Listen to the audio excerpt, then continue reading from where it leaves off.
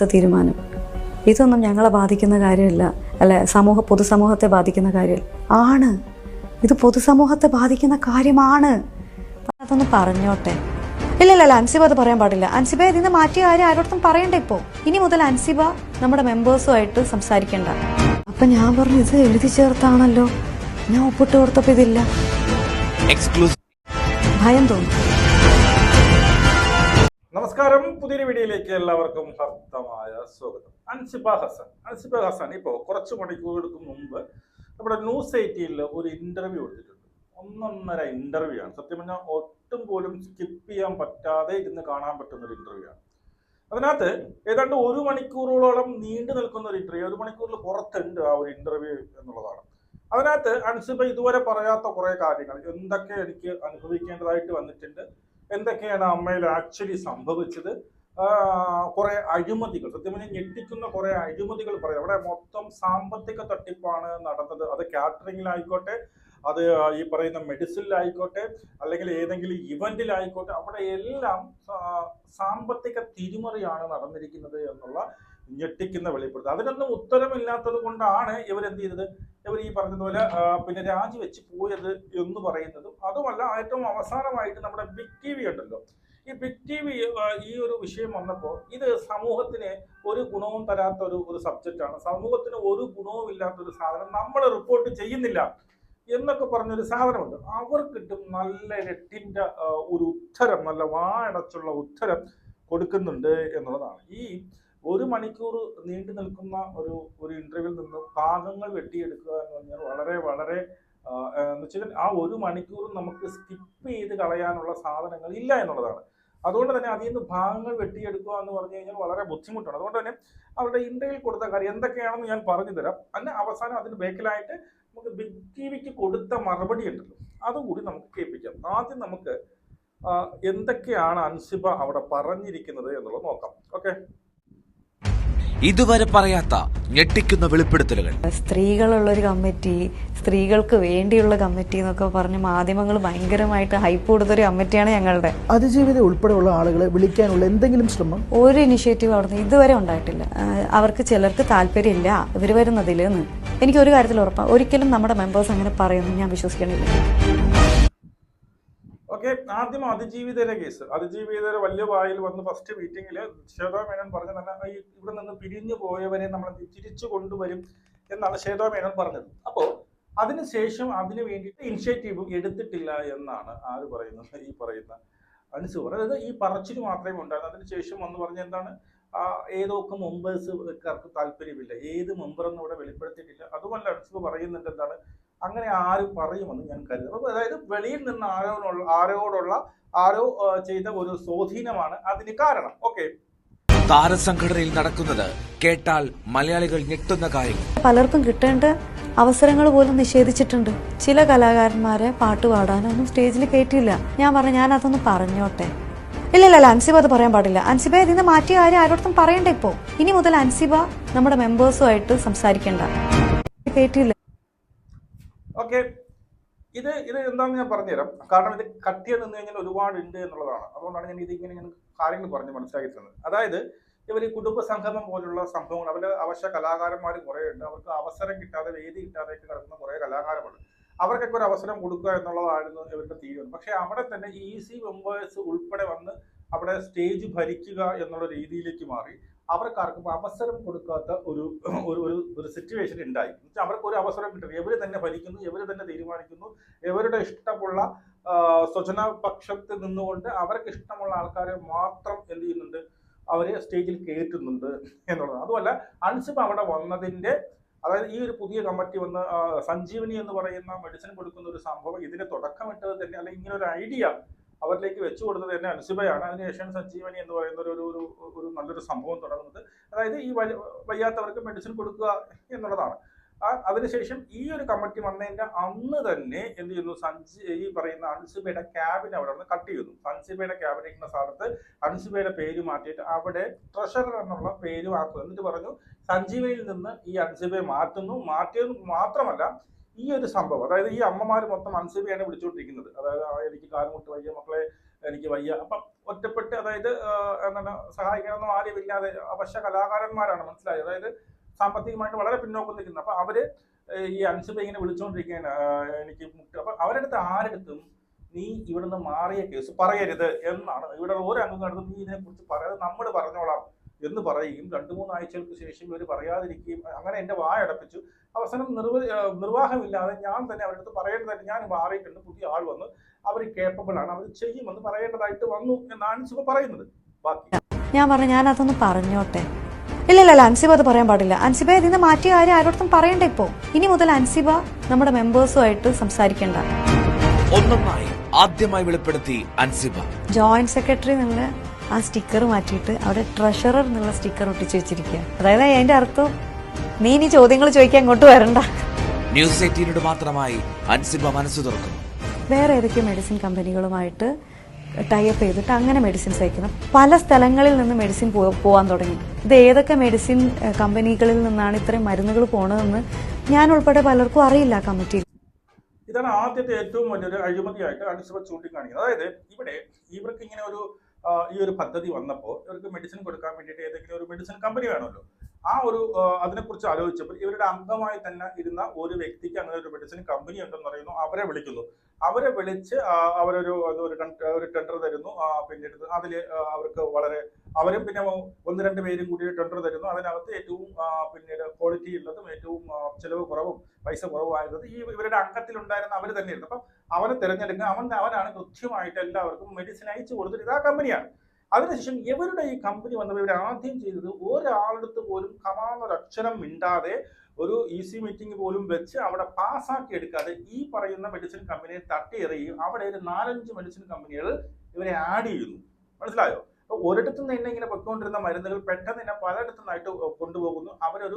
നമ്മൾ ഇങ്ങനെയൊക്കെ വെക്കുമ്പോൾ എന്താണ് പലയിടത്തും ആലോചിച്ച് ആരാണ് ഏറ്റവും കുറവ് പിന്നീട് പറയുന്നത് അവർക്ക് ക്വാളിറ്റി അങ്ങനെ കൊടുക്കണം. ഇതൊന്നും അപ്പൊ അവിടെയുള്ള 2-3 പേര് ഇരുന്ന് ആലോചിച്ചുകൊണ്ട് മറ്റൊരു മെഡിസിൻ കമ്പനിയിലേക്ക് കൊടുക്കുന്നു എന്നുള്ളത്. അപ്പൊ അൻസിബ ഇതിനകത്ത് പറയുന്നുണ്ട് കൊടുക്കുന്നതിന്റെ പ്രശ്നമാണ് നമ്മളും കൂടി അറിയണം. എന്തപ്പോൾ നിങ്ങൾ എന്തിനാണ് അങ്ങനെ നമ്മളെ ആരെയും അറിയിക്കാതെ ഒരു പുതിയൊരു മെഡിസിൻ കമ്പനി എന്തിനാണ് അതിനൊന്നും ഉത്തരമില്ല. അതായത് വൻ അഴിമതിയാണ്. ഇവിടെ ശ്വേതാ മേനോൻ ഉൾപ്പെടെ നടത്തിയത് വൻ അഴിമതിയാ എന്നാണ് അൻസിബ പറയുന്നത്. ഓക്കെ, ഒരിക്കലും ഒരു കാര്യത്തിലും നമ്മൾ ഒപ്പിടുമ്പോൾ ഒപ്പിന്റെ മേലെ കൂടെ ഒരക്ഷരം പോലും പോകാൻ പാടില്ലല്ലോ. അപ്പൊ ഞാൻ പറഞ്ഞു ഇത് എഴുതി ചേർത്താണല്ലോ, ഞാൻ ഒപ്പിട്ട് കൊടുത്തപ്പോ ഇതില്ല. ഇത് ലക്ഷ്മിപ്രിയയുടെ കേസ്. അത് ലക്ഷ്മിപ്രിയയെ വിളിക്കുകയും പിന്നീട് സ്റ്റേഷനിൽ വിളിക്കുകയും അവിടെ 3 മണിക്കൂർ എന്നെ വധം ചെയ്തത് ലക്ഷ്മിപ്രിയ, അവിടുത്തെ SI, വനിതാ SI, പിന്നെ ലക്ഷ്മിപ്രിയയുടെ ഭർത്താവ്. ഈ 3 പേരും കൂടി ചെയ്തതിന് അവസാനം ഇവർ നിർബന്ധിച്ചു എന്ത് ചെയ്തു, എന്നെ കൊണ്ട് ഒരു പേപ്പറിൽ എഴുതി ഞാൻ അങ്ങനെ ഒരു ഇന്റൻഷനോടെ അല്ല ചെയ്തത്, ഇനി അങ്ങനെ ആർക്കെങ്കിലും അതങ്ങനെ തോന്നിയിട്ടെങ്കിൽ ക്ഷമ ചോദിക്കുന്നു എന്നുള്ള രീതിയിൽ എഴുതിയതിനു ശേഷം ഒരു ഒപ്പിട്ട് പിരിയുമ്പോൾ അവിടെ ലക്ഷ്മിപ്രിയ ഫോട്ടോ എടുക്കുന്നു. അൻസിബയെ ഫോട്ടോ എടുക്കാൻ വേണ്ടി സമ്മതിക്കുന്നില്ല. അൻസിബ എത്രയും നിർബന്ധിച്ച് പറഞ്ഞിട്ട് സമ്മതിക്കുന്നത് നിങ്ങൾക്ക് എടുക്കാൻ പറ്റില്ല, പരാതിക്കാരൊക്കെ പറ്റത്തുള്ളൂ എന്ന് പറഞ്ഞ് അൻസിബയ്ക്ക് ഇത് വെളിയിറങ്ങിയ ശേഷം അൻസിബയ്ക്ക് ഭയങ്കര സങ്കടമാവുന്ന, ഒരുപാട് കരയുന്നു, എന്ത് ചെയ്യണം എന്ന് അറിഞ്ഞുകൂടാ. അപ്പൊ അൻസിബയ്ക്ക് മുമ്പേ അറിയില്ലായിരുന്നു, നോട്ടീസ് തരാതെ അവിടെ പോയിട്ട് ആവശ്യമില്ല, നോട്ടീസ് തരാതെ അവിടെ വിളിച്ച് ചോദ്യം ചെയ്തത് തന്നെ നിയമവിരുദ്ധമാണെന്ന് അൻസിബയ്ക്ക് അറിയില്ലായിരുന്നു. അപ്പൊ അൻസിബ ഇങ്ങനെ കാറിപ്പോയി ഒരു മാധ്യമ പ്രവർത്തകൻ കൂടെ ഉണ്ടായിരുന്നു, പ്രവർത്തക ആരോ അവിടെ കൂടെ ഉണ്ടായിരുന്നു. അതിനുശേഷം ഈ ഒരു സംഭവങ്ങൾ പറഞ്ഞപ്പോൾ എനിക്ക് ഫോട്ടോ എടുക്കാൻ അവർ അനുവദിച്ചില്ല, അവർ ഫോട്ടോ എടുത്തുകൊണ്ട് പോയി എന്നൊക്കെ പറഞ്ഞ് മറ്റൊരു മാധ്യമ പ്രവർത്തനം കൂടി വിളിച്ചതിന് ശേഷം അവര് വീണ്ടും തിരിച്ച് ഈ പറയുന്ന പോലീസ് സ്റ്റേഷനിൽ ചെല്ലുന്നു. അവിടെ ചെന്നിട്ട് അവർ പറയുന്നു നിങ്ങൾ അവർക്ക് കൊടുത്ത് എന്തുകൊണ്ട് അൻസിബയ്ക്ക് കൊടുത്തില്ല, അപ്പൊ നിങ്ങൾ കൊടുക്കാൻ പറ്റില്ലെങ്കിൽ നമുക്കിത് വാർത്തയാക്കേണ്ടതായിട്ട് വരും എന്ന് മാധ്യമ പ്രവർത്തകർ പറയുമ്പോൾ അവിടെ പേടിച്ച് ഈ പറയുന്ന SI നിങ്ങൾക്ക് അങ്ങനെയാണെങ്കിൽ അൻസിബയും ഫോട്ടോ എടുത്തു എന്ന് പറയുന്നത്. അവിടെയാണ് മറ്റൊരു ടെസ്റ്റ്. അൻസിബ വന്ന് ഫോട്ടോ എടുക്കുന്ന സമയത്ത് അൻസിബ ഒപ്പിട്ടതിന്റെ മേലിൽ 2 സെന്റൻസുകൾ എഴുതി ചേർത്തതായിട്ട് അൻസിബ കാണുന്നു.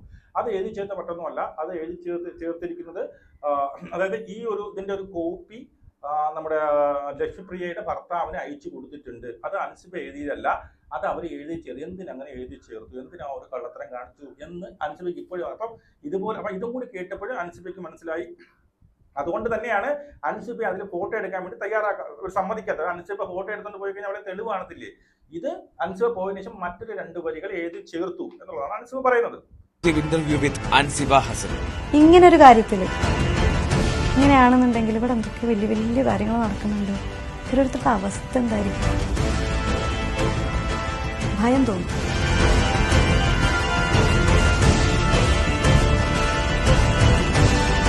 ഓക്കെ, ഇതാണ് ഇവരുടെ ഇൻട്രോ ആണ് ഞാൻ വെച്ചിട്ടുള്ളത്. അപ്പോൾ ഇതിനകത്ത് കാറ്ററിങ്ങിന്റെ ഇതിനകത്ത് അവർ പറഞ്ഞ മെഡിസിന്റെ കേസിൽ വൻ അഴിമതി നടന്നിട്ടുണ്ട്. അതുപോലെ കാറ്ററിംഗ് അവർ UC മീറ്റിംഗിൽ അവർ കാറ്ററിംഗ് വെച്ചിട്ടുണ്ട്. അവിടെ ഭയങ്കര ലക്ഷറീസ് ആയിട്ടുള്ള ഫുഡും കാര്യങ്ങളൊക്കെയാണ് കൊടുത്തത്. അത് ഒരു UC കമ്മിറ്റി വെച്ചോ, എന്ത് ഫുഡ് കൊടുക്കണം, ആര് കൊടുക്കണം, എന്തൊക്കെ വിഭവങ്ങൾ, ഇതൊക്കെ നമ്മുടെ കമ്മിറ്റി കൂടിയാൽ തിരഞ്ഞെടുക്കുക. ഇതൊക്കെ അവർ തന്നെ തീരുമാനിക്കുന്നു. അപ്പോൾ അൻസിബ ചോദിച്ചു, എന്തിനാണ് ഇത്രയും എക്സ്പെൻസീവ് ആയിട്ടുള്ള, അത് UC മെമ്പേഴ്സിന് എന്തിനാണ് ഇത്രയും എക്സ്പെൻസീവ് ആയിട്ടുള്ള ഒരു ഫുഡ് ഉണ്ടാക്കിയത്, നിങ്ങൾ ആരുടെയെങ്കിലും ചോദിച്ചിട്ടാണോ ചെയ്തത്, അത് നമ്മൾ പിന്നീട് ഒരു അഭിപ്രായം നോക്കണ്ടേ. അതൊക്കെ ഇവർക്ക് എന്തായി, ഇവർക്ക് അതൊക്കെ ഭയങ്കര കലിപ്പായി. ഇവർ ചോദ്യം ചോദിക്കുന്നു എന്നുള്ളത് ഭയങ്കര വെറുപ്പായി. അന്ന് അൻസിബ അവിടെ നിന്ന് ഫുഡ് കഴിക്കാതെയാണ് ഇറങ്ങി വന്നത് എന്നുള്ളതാണ്. അതിൽ തുടങ്ങി ഈ പറയുന്ന കാറ്ററിംഗ് ആയിക്കോട്ടെ, ഈ പറയുന്ന ഈ മെഡിസിൻ ആയിക്കോട്ടെ, പിന്നെ അതിനുശേഷം നടന്ന പല ഇവന്റുകൾ, അതൊക്കെ ചെറിയ, അതായത് സ്റ്റീഫൻ ദേവസിയ 13 ലക്ഷം രൂപ എന്താണ് കൊടുത്തു പറഞ്ഞിരിക്കുന്നത്. അവൻ വെറുതെ വന്ന് വന്ന് അമ്മയ്ക്ക് വേണ്ടിയിട്ട് ഒരു പാട്ട് പാടണമെന്ന് വെറുതെ വന്ന് പാടാൻ തയ്യാറുള്ള ഒരു വ്യക്തി.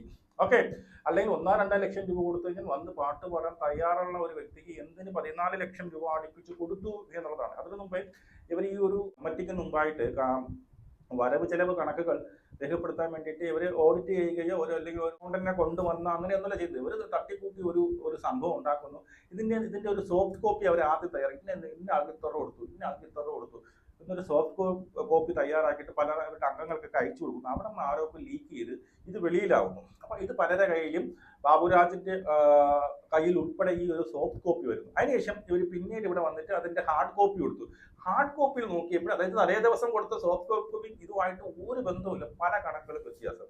അതായത് ഉദാഹരണം പറഞ്ഞാൽ, നമ്മളിപ്പോൾ ഒരു കണക്ക് കൊടുക്കാൻ വേണ്ടി പോകും. അപ്പം നമുക്ക് കള്ളത്തരം ചെയ്തിട്ടുണ്ടെങ്കിൽ എത്രയാണ് ഏതൊന്നും പിടുത്തില്ല. അപ്പം നമ്മളെ കള്ളന്മാർ 4-5 കൂടി കൂട്ടിയിട്ട് സോഫ്റ്റ് കോപ്പി അവിടെ അവൾക്ക് 30 ലക്ഷം കൊടുത്തു നമുക്ക് എഴുതാം, അവിടെ 30 ലക്ഷം കൊടുക്കാം, ഇവിടെ എന്ന് നമുക്ക് എഴുതാം എന്നൊക്കെ പറഞ്ഞ് ഇവർ ഒരു കണക്ക്, ഒരു ഉടായ്പ കണക്ക് എഴുതി വയ്ക്കും. അവൾക്ക് 30 ലക്ഷം, ഇവിടെ 15 ലക്ഷം, ഇവിടെ 50,000 എന്നൊക്കെ എഴുതും. പിന്നീട് അവർ കണക്ക് ഇത് കൊടുത്ത് ശരിയാവുന്നില്ല. പിന്നീട് അവരെന്ത് ചെയ്യുന്നു, ആ സോഫ്റ്റ് കോപ്പി മാറിയിട്ട് വേറെ, അതായത് ഈ 30 ലക്ഷം എന്ന് പറയുന്നത് സോഫ്റ്റ് കോപ്പിയിൽ നിന്ന് നേരെ 15 ലക്ഷം ആവുന്നത് ഭയങ്കര ഹ്യൂജ് ആയിട്ടുള്ള വ്യത്യാസം. നമ്മളൊരു സോഫ്റ്റ് കോപ്പി കൊടുക്കണ എങ്ങനെയാണ്, നമ്മളിൽ മുമ്പേ റെക്കോർഡിക്കലായിട്ട് എഴുതി വെച്ച് സാധനം കൊടുക്കുക. അതൊരിക്കലും തെറ്റത്തില്ല. അത് വെറുതെ ആയിട്ട് അത് റെക്കോർഡിക്കൽ അല്ലാത്ത പക്ഷേ ഒറിജിനലാണ്. ഇപ്പോൾ ഒരാൾക്ക് 15,000 കൊടുത്ത് നമ്മൾ ബുക്കിൽ അതെന്ത് രേഖപ്പെടുത്തും, അതാണ് അവിടെ എഴുതാനുള്ളത്. ഇത് അവരുടെ മനസ്സിൽ തന്നെ അവരൊരു കണക്കൂട്ടുണ്ടെങ്കിൽ അവർ 15, അവർ 20, അപ്പൊ ടോട്ടൽ കൂട്ടിയൊക്കെ ശരിയാവുമോ നോക്കൂ.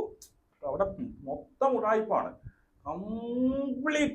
കംപ്ലീറ്റ് ഉടായ്പാണ് അവിടെ നടന്നിരിക്കുന്നത് എന്നുള്ളതാണ്. ഇതിൽ അവസാനം ഈ പറയുന്ന ബിഗ് ടിവിയുമായി ബന്ധപ്പെട്ട് ഒരു ക്വസ്റ്റ്യൻ ചോദിക്കുന്നത്, അതിന് അൻസിബ കൊടുക്കുന്ന മറുപടി നോക്കിയേക്കാം. പല ആളുകൾ ഉൾപ്പെടെ എന്തിനാണ് ഇതൊക്കെ വാർത്തയാക്കുന്നത് എന്നതുവരെ ചോദ്യങ്ങൾ ചോദിക്കുകയും ചെയ്തു. അതെനിക്ക് അത്ഭുതം തോന്നിയൊരു കാര്യമാണ്, ഒരു ന്യൂസ് ചാനലെടുത്ത തീരുമാനം. ഇതൊന്നും ഞങ്ങളെ ബാധിക്കുന്ന കാര്യമല്ല, അല്ലെ പൊതുസമൂഹത്തെ ബാധിക്കുന്ന കാര്യം ആണ്. ഇത് പൊതുസമൂഹത്തെ ബാധിക്കുന്ന കാര്യമാണ്. ആ പറയുന്ന കോൺഫിഡൻസ് ഉണ്ട്. വ്യക്തിയെ കുറിച്ചാണ് പറയുന്നത്. ആണ്, ഇത് പൊതുസമൂഹത്തെ പിന്നീട് സമ്മതിക്കുന്ന കാര്യമാണ്. ഉറപ്പല്ലേ, ഇത് പൊതുസമൂഹത്തെ സംബന്ധിക്കുന്ന കാര്യമാണ്, അവരെ ബാധിക്കുന്ന കാര്യം തന്നെയാണ്. വ്യക്തി ഞാനപ്പോൾ ചിരിക്കുകയാണ്. ഞാനത് അപ്പം തന്നെ സ്ക്രീൻഷോട്ട് എടുത്ത് വെച്ചു. കാരണം ഇത് അവർക്ക് നാളെ പണിയാവുമെന്ന് എനിക്കറിയാം. അതായത് എന്ത് വാർത്തയും ചെയ്യാൻ വേണ്ടി നടക്കുന്ന വ്യക്തി അമ്മ എന്ന് പറഞ്ഞ ഇത്രയും വലിയൊരു സംഭവം, അത് നമ്മൾ വാർത്ത ചെയ്യേണ്ട ആവശ്യമില്ല. സമൂഹത്തിന് ഇതുമായിട്ട് ഒരു ബന്ധവുമില്ല. അവർ വേറെ ഏതോ സമൂഹത്തിൽ ഏതോ അന്യഗ്രഹ ജീവികളാണ് എന്നുള്ള രീതിയിലാണ് ബിഗ് ടിവി പറഞ്ഞത്. അതിനുള്ള മറുപടിയാണ് വളരെ ഉദാഹരണ സഹിതം അൻസിബ ഇതിനകത്ത് പറഞ്ഞു കൊടുക്കുന്നത്. പലരും ചോദിക്കുന്ന ചോദ്യമാണ്, ഇതെങ്ങനെ പൊതുസമൂഹത്തെ ബാധിക്കും? നിങ്ങൾ സിനിമാക്കാരല്ലേ? സിനിമാക്കാർ ഈ സമൂഹത്തിലുള്ള ആൾക്കാരാണ്. പല സിനിമകളിലൂടെയാണ് നമുക്ക് അപ്ഗ്രേഡായിട്ട് നമ്മൾ മുന്നോട്ടുള്ള ചിന്തകൾ വരുത്തിയിട്ടുള്ളത്. ഞാൻ പറയട്ടെ, ഇതിനുള്ളൊരു ഉദാഹരണം, അഴകിയ രാവണൻ സിനിമ ഫ്ലോപ്പായതിൻ്റെ ഒരു റീസൺ എന്തായിരുന്നു? വിർജിനിറ്റി നഷ്ടപ്പെട്ട നായികയെ മമ്മൂക്കയെ പോലൊരു സൂപ്പർ സ്റ്റാർ ആയിട്ടുള്ള നായകൻ സ്വീകരിച്ചു എന്നുള്ളതൊന്നും അക്സെപ്റ്റ് ചെയ്യാൻ പറ്റിയിട്ടില്ല അല്ലേ? പക്ഷേ മായാനദി ഇറങ്ങിയപ്പോൾ എന്തായി? Sex is not a promise എന്ന് പറയുന്നുണ്ട് അല്ലേ? അത് സ്ത്രീയല്ലേ പറഞ്ഞത് അല്ലേ? അല്ലേ ആ കഥാപാത്രം അത് അക്സെപ്റ്റ് ചെയ്തില്ലേ നമ്മൾ? അത് അഴകിയ രാവണൻ സിനിമ ഇറങ്ങിയ സമയത്തായിരുന്നു ആ ഡയലോഗ് പറഞ്ഞതെങ്കിൽ മായാനദി ഫ്ലോപ്പായി പോകുമായിരുന്നു അല്ലേ? പക്ഷേ അത് നമ്മൾ അപ്ഗ്രേഡ് ചെയ്യപ്പെട്ടു സിനിമകളിലൂടെ. സിനിമ സ്വാധീനം ചെലുത്തുന്നുണ്ട്. വളരെ എന്ത് ഭംഗിയായിട്ടാണ് ആ ഒരു ഉദാഹരണം പറഞ്ഞത് എന്നുള്ളത്. അതായത് സിനിമകളിലൂടെ മനുഷ്യർക്ക് അപ്ഗ്രേഡ് വരുന്നുണ്ട് എന്നുള്ളതിന് ഉദാഹരണമാണ് പറഞ്ഞത്. അതായത് സമൂഹത്തിന് ഇതൊരു ബാധ്യതയല്ല, അല്ലെങ്കിൽ സമൂഹം ഇതുമായിട്ടൊരു ബന്ധവുമില്ല. സിനിമ എന്തൊക്കെ ചെയ്താലും സമൂഹത്തിന് ഇതൊന്നും പിന്നെ നേടാനില്ല. സമൂഹത്തിനുമായി ബന്ധപ്പെട്ട കാര്യങ്ങളെയല്ല നടക്കുന്നത് എന്ന് വ്യക്തി ഉൾപ്പെടെയുള്ളവർ പറഞ്ഞിട്ടുള്ള മറുപടിയാണ് പറഞ്ഞത്. അതായത് അവർ പറഞ്ഞ മറുപടി ഇങ്ങനെയാണ്: നമ്മുടെ അഴകിയ രാവണൻ ഫ്ലോപ്പായല്ലോ. ആ ഫ്ലോപ്പ് ആവാനുള്ള കാരണം ഇപ്പം, പക്ഷെ അതിനുശേഷം കടന്ന് ഓടിയിട്ടുണ്ട്. അപ്പോഴൊക്കെ ഫ്ലോപ്പ് ആയത് ഇറങ്ങിയ സമയത്ത്.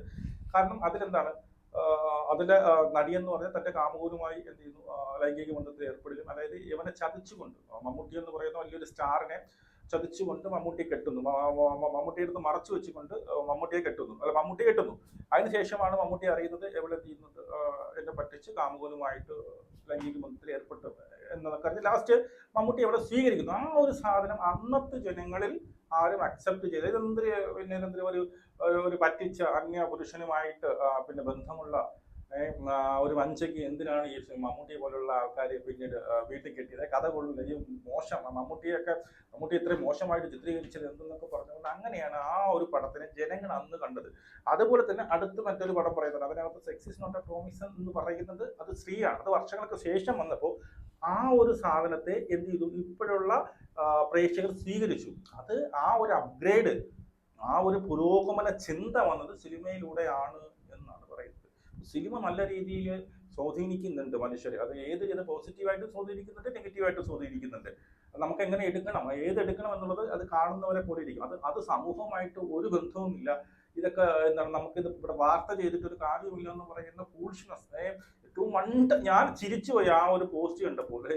ഇപ്പൊ നാളെ ഇവരെന്ത് പോസ്റ്റ്, ഏതെങ്കിലും ഒരു വിഷയം ചെയ്യുമ്പോൾ ഒരു പോസ്റ്റ് എടുത്ത് വെച്ചിട്ട് അവർ പറയും, പിന്നെ നാളെ അമ്മയിലോ അല്ലെങ്കിൽ ചലച്ചിത്ര മേഖലയിലോ എവിടെയെങ്കിലും ഒരു വിഷയം വരുമ്പോൾ ഇവർക്ക് എന്ത് ചെയ്യാൻ പറ്റുമല്ലോ, ഇവർക്ക് റിപ്പോർട്ട് ചെയ്യാൻ പറ്റുമോ? റിപ്പോർട്ട് ചെയ്യുമ്പോൾ എന്ത് ചെയ്യും, അവരുടെ ഇത് ഒരു ക്വസ്റ്റ്യൻ ഉന്നയിക്കുമെന്നത് എനിക്ക് മനസ്സിലായത്. ഒന്നുകിൽ ഇവരെ റിപ്പോർട്ടേഴ്സിന്റെ ഒക്കെ കുറവ് കാരണം, അവിടെ പിന്നെ അതിനും കൂടി സമയം ഇല്ലാത്തത് കാരണം അതിലിപ്പോ നല്ല വിമർശനം വന്നിട്ടുണ്ട്. അതിനകത്ത് നല്ല പൂരത്തെറി വന്നിട്ടുണ്ട് എന്ന് പറഞ്ഞ സുജയ പാർവതി ആണല്ലോ അതിന്റെ അപ്പൊ എന്തോ ആയിക്കിട്ടും. അപ്പം എന്തായാലും ഈ ഒരു ന്യൂസ് എയ്റ്റില്ല വേറൊരു ചാനലിലും കൂടി ഇതേ ഒരു സംഭവം പറഞ്ഞിട്ട് ഒരു ഇന്റർവ്യൂ കിടപ്പുണ്ട്.